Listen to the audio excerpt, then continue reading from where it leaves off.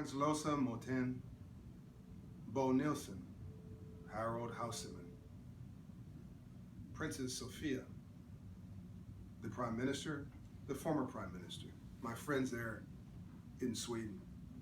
I bring greetings from my friend and co-founder of Global Dignity, Crown Prince Haakon of Norway, who can't be with you when I come there to speak, but he's there with you in spirit. I also bring greetings from my co-founder, Pekka Himanen, the youngest philosopher in Finnish history with a PhD at an early age. All these people are backing your idea for an unbounded, unbordered conversation, a global playground of opportunity for all. You're on to something.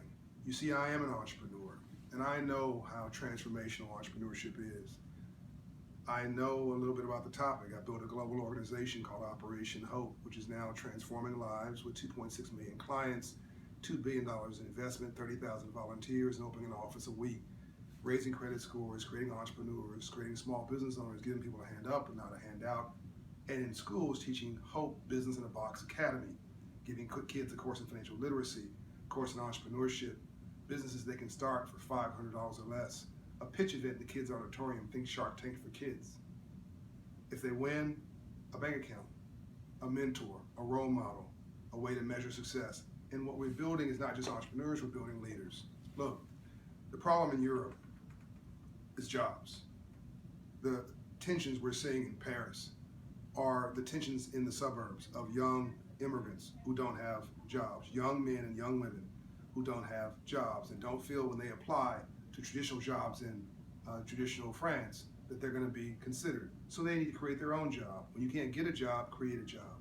The problem in the Middle East is a crisis of jobs. They need 100 million jobs by the year 2020 in the Middle East for a population that's going to be 60% under the age of 25. It's just not sustainable to think that big business and government are going to create those jobs. It's just not possible. You have to do that through entrepreneurship. Africa, the continent of Africa, needs trade more than it needs aid. It needs a generation of taxpayers, which will then create money for infrastructure and opportunities for uplift through public services and better education because you have people employed. South Africa, with 50+ million people, has 5 million taxpayers. Their issue is not race, their issue is class, it's poverty. Here in America, the best way to stop a bullet is a job, but 100% of the shootings that I'm sure you've heard about there have been in poor neighborhoods. We have a check casher next to a payday loan lender, next to a rent-to-own store, next to a title lender, next to a liquor store. And they're all feeding on financial instability, lack of hope, young people with too much time on their hands and no jobs. I want to change that. I know you want to change that too. A lot of the fear that's saying shut off our borders from traditionalists, while I understand the fear, it's not logical.